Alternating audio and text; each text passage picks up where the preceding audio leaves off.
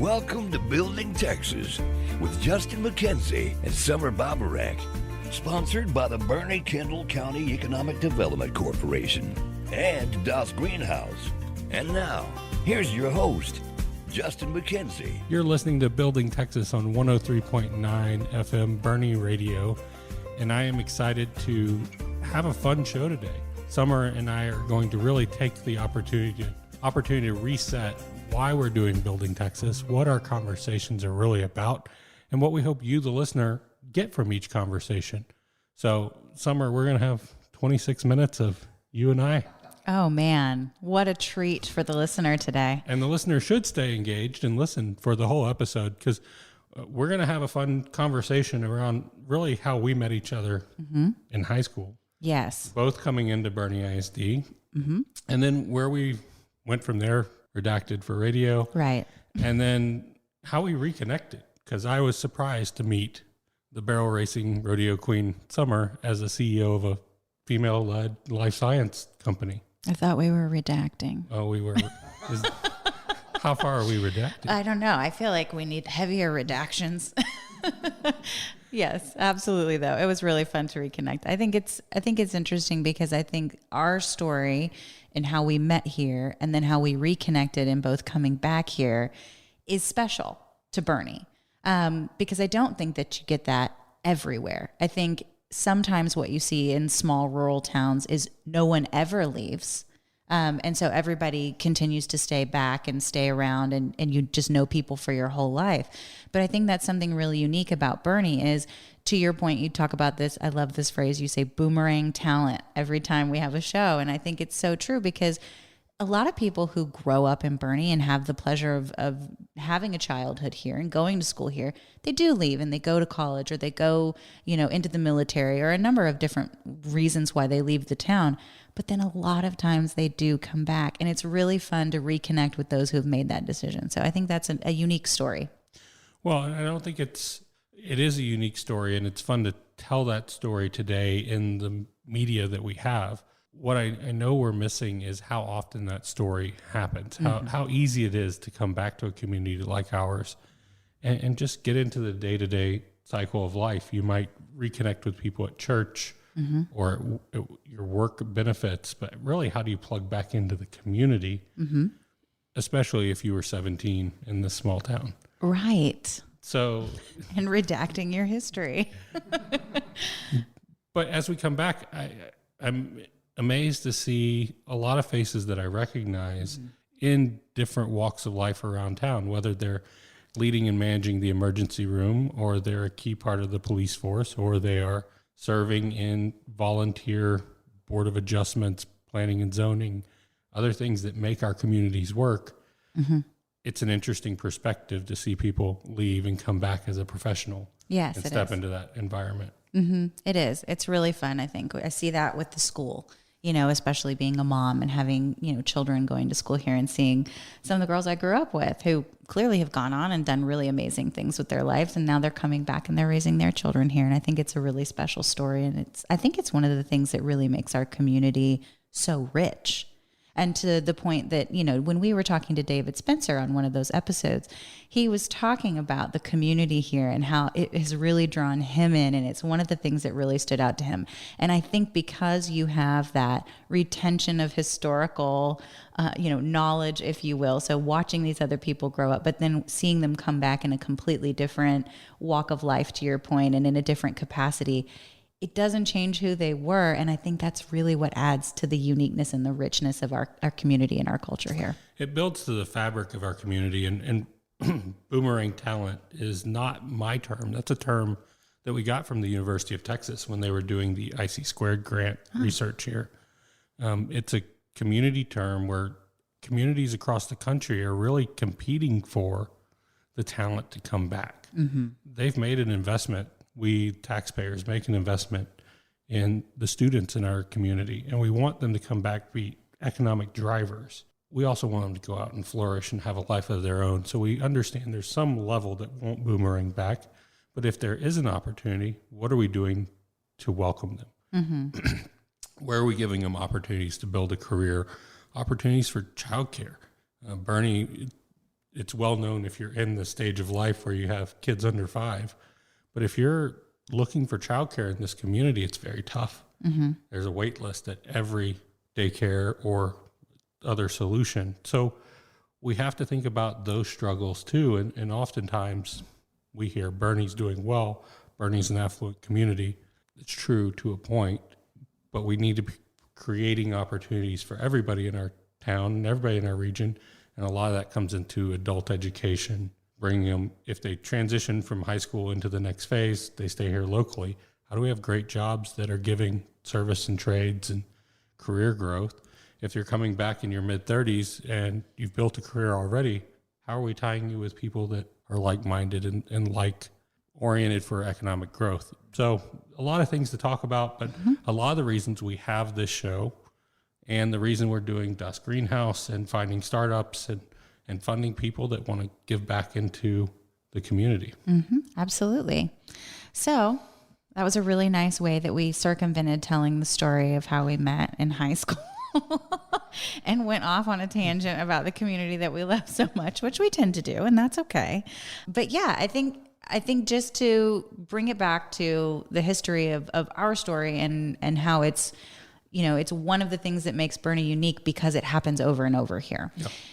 You know, Justin, you and I met when we were in high school. We were both at Boerne High School. There was only one high school. Sam Champion was our principal. And now we have the Champion Chargers High School, which I love seeing his name up there. He was a fantastic principal. So he was such a cheerleader. I remember him at every pep rally, and there was no cheerleader that was more excited than Sam Champion at those pep rallies. So, but to David Spencer's point, in that episode previously, we talked about the traditions and the people that planted the seeds. Sam Champion, you can't find a Boerne graduate that doesn't have a great story about Sam Champion. Yeah. Even if you were struggling in school, he was going to wrap an arm around you and make sure you were successful. And that impact is felt in everything that we're doing today. I agree. I absolutely agree. I would be remiss if I didn't shout out Dr. Ubula. He was my favorite. He was a little more controversial. He was tougher. Loved you. Yeah, he was tougher, but I respected that. And I just thought, you know, in his own way, he was just as ebullient as Sam Champion. But anyways, so I'd love to hear from your perspective, because my family moved to Boerne from the Rio Grande Valley. So it's always shocking to people to hear that there is parts of Texas south of San Antonio, I think, when we talk to people from outside of the state. So yes, I moved north to Boerne specifically. My parents lived in Fair Oaks, and it was a big culture shock for me. Really, we were when I was in the Rio Grande Valley, it is a majority area of Texas, and Boerne was by far the most diverse community I'd ever seen so far. Yes. Good answer. And in that time frame, I think Texas was going through a shift with the Rio Grande Valley being more connected than it ever had been. Right. And because when we moved back from Europe, but we had been in Boerne. So I did 2nd and 3rd grade at Faber Elementary and then moved to Europe and came back as a sophomore. So similar, coming from a very different environment and dropping into what I would say is the least diverse community that I'd been a part of in that recent history. And so it was a hard drop in, and I feel for students that move in high school because it's a tough time to move, come in, plug into a community. But that's where I see the Lacey Beck story, where she came in as a sophomore and the community rallied around her in a lot of ways. So we know that there's good, there's bad, there's everything in between. Well, it's high school. How do you come into high school? Yeah, that's always an adjustment. I mean, even if you've been here forever, going into being a freshman in high school is it's just an awkward time for everybody. It's a tough time for everybody. But I think that's the same for any newcomer into our community. And I loved what David Spencer, and we're going to keep calling him out because he did a great job. For sure. Talking about how welcoming our churches are. Absolutely. And how welcoming our community is in general. And not everybody feels that vibe from day one. I mean, if you look at Boerne Informed Citizens or Boerne Breaking News or some of those unmoderated groups on social media, they're not welcoming at all. But that's a small percentage of our community. Right. And I'd like to give a plug right here for why Somer doesn't have social media. Yeah. Yeah. So I find most social media intolerable. But yes, I can understand. And I think, that's a whole different episode for a whole different day. But quite frankly, it's an example of what you see as one of the challenges of raising children in any community now is unmoderated connections and communication between people who feel that they're anonymous, and it's just not. So yeah, that's a whole different tangent, but yeah. So I think dropping into Boerne High School was really interesting, and you and I connected right away. And I think it was because we did both come from very different places, and this was quite an adjustment. Half of my sentences were in Spanish, and you were looking very European, and something like that. Something like that. Fish out of water. Yes. So I thought that was really funny, and I have so many fond memories of us in high school and going to the Kendall County Fair, and when we would have finals week in high school, so your schedule is completely ridiculous, and going out to Boerne Lake in between finals. And okay, well, I'm not endorsing this behavior, but driving way too fast down Ammon Road and hitting the dip. We still do that. Right. I did. My boys love it. I did it with my daughter the other day. But I wasn't going quite as fast as you and I used to drive down Ammon Road, but I did do like 48. But then we come back 20 years later. Right. Or 5. Never. And Somer, you're the CEO of a bioscience, biotech company. Mm-hmm. I did not see that in your bingo card when I knew you then, but people can change, people can evolve. Absolutely. People can show all of their talents in different ways. Right. So how did you get into that role? Yeah, so it's really interesting. So almost the life I used to lead is what led me to this one, which is really interesting because they do feel completely disconnected. So I used to rodeo. I was in high school rodeo. I was a barrel racer. I went to college on a scholarship for rodeo at Sam Houston. I decided to leave Sam Houston in my second year after going to the college national finals. I was a runner-up at the college national finals there and decided to go pro for a while. So I did. I went pro for several years, had some great sponsorships, had some good successes, did not make the NFR, but that's okay. I'm still not upset about it. And then, being on the road all that time, you miss a lot of stuff, and, horses get hurt and life starts to change and your perspective changes. And so really I decided, okay, now what? So came back home to Fair Oaks and was really trying to figure out what to do. And I'm making this a summary story, but ended up meeting my husband at Barnes & Nobles, of all places, in San Antonio. And he had moved here for work from, he's a Ohio guy, so he graduated from Ohio State and moved here for work. Met there and decided to finish my college degree with his encouragement, went to UTSA, finished that up, and fell in love with the entrepreneurship program there. And it really opened my eyes. I had a long labor and delivery experience with my first daughter, and I invented a medical device around that. And it opened my eyes to see I don't have to be a doctor to participate in this space. And I saw all the really amazing avenues to get involved in the life sciences that don't all begin and end with going for your MD. So was lucky enough to get picked up by a venture capital fund in San Antonio, worked for them for 10 years doing diligence on companies looking for funding, worked in a couple of their fund companies that exited, and then really wanted to get into women's health somewhat selfishly. It's a blue ocean opportunity in my view, because there are so many pain points that have not been addressed.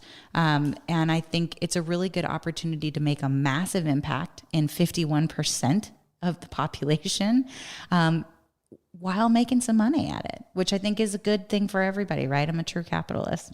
So that's my story, my overview. So when I reconnected with you, you were running an angel group here in Boerne and doing all sorts of really amazing things with startups in a completely different space, and the tech side and the energy side. So how did you go from the guy that drove too fast down Ammon Road and was always the guy that could get me through the mud at Boerne Lake to doing what you did? Well, when we come back from the break, We will dive a little bit deeper into my story, but I appreciate you sharing all of that about yours. And you're listening to Boerne Radio, Building Texas on 103.9 FM. Did you know we've been playing football in Boerne for 99 years continuously? And for 72 of those years, we've been supporting the fine arts in our public schools with Boerne Turkey Dinner. If you love tradition, if you love Boerne, and if you love turkey, November 12th, BoerneTurkeyDinner.com. Come support the fine arts in our community.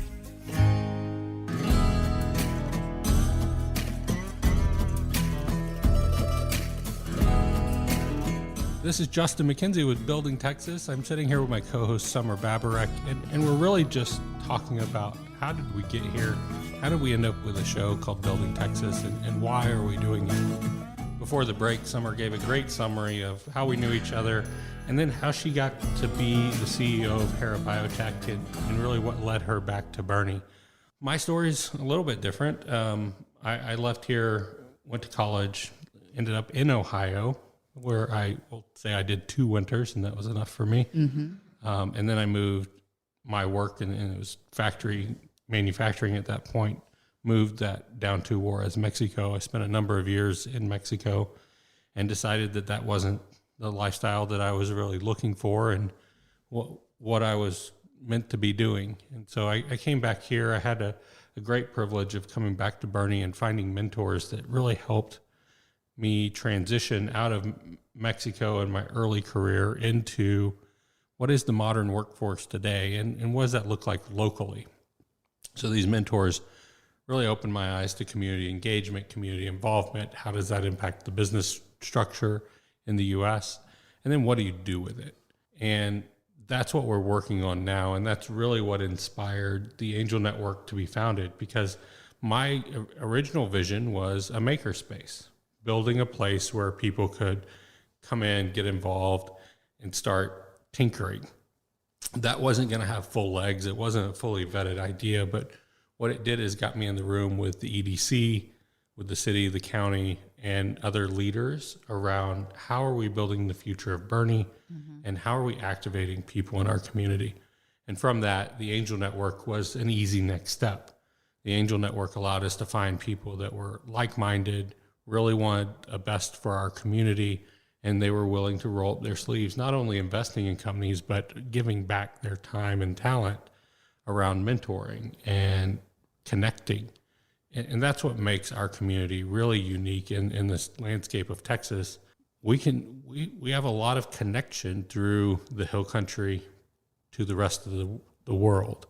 And when those people got involved, when they started attending the Angel Network, Somer, I'm proud to say that the Angel Network as an investor in Hera Biotech. And yes, early on, Somer set the bar for what does a pitch look like in Boerne. And those angels still say, well, Somer set that bar, and that's what we're attending to. But they're also the same people that helped us fund GreenHaus, that came and advocated for GreenHaus as we were negotiating with public funding for what we do here. And it's all in the mission of, we weren't happy with what we saw happening around us. We weren't happy with where investment was being made, heavily downtown San Antonio, but that discounted or took away from what we can do out here. And so when I left downtown San Antonio, I said, how do we do it here? Yeah. Amy and the EDC were great, but then you run into the Gary Frazier's, the Phil Hunke, the name that want to get involved and give back in a bigger way. Yes, absolutely.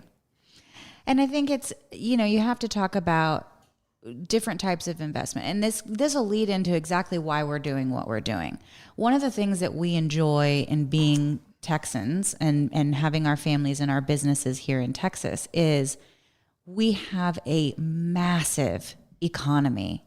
And it is broad reaching. Everyone thinks of Texas and they think, oh, oil, gas, cattle. Yes, absolutely.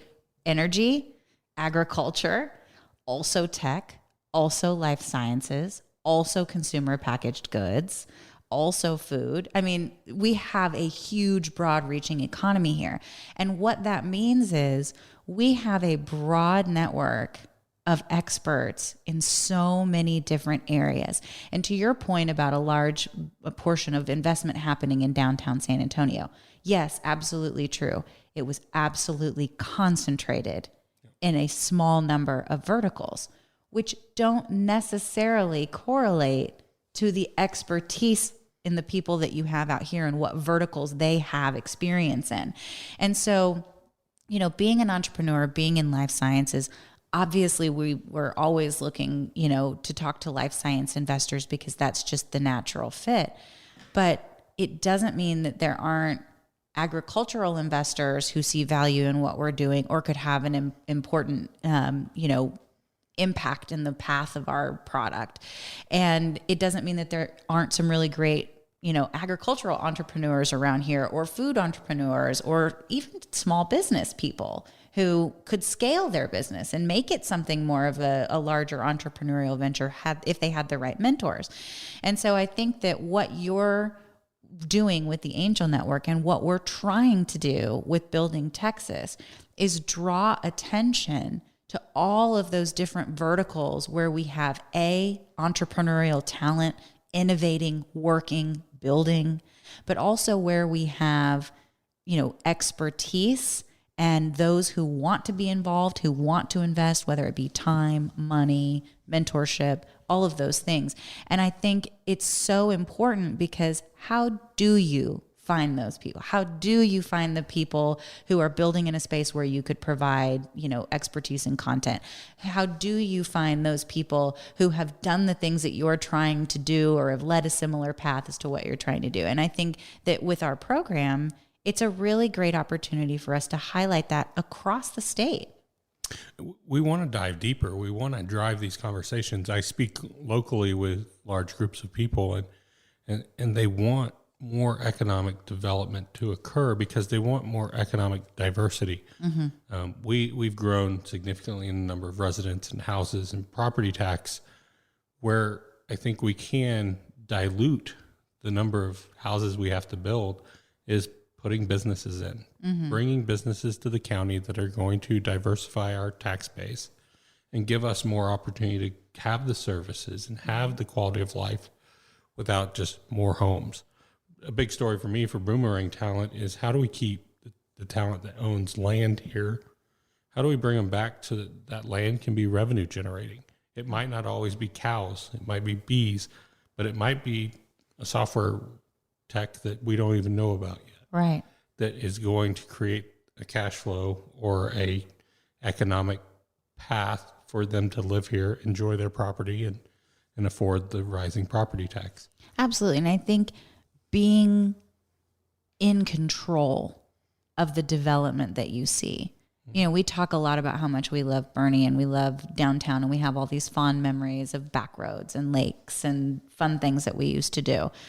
In order to preserve that, you have to be in control of what development happens and how it happens, because it's going to happen one way or another. And I'm going to plug David Spencer's episode again right here because he talked about it.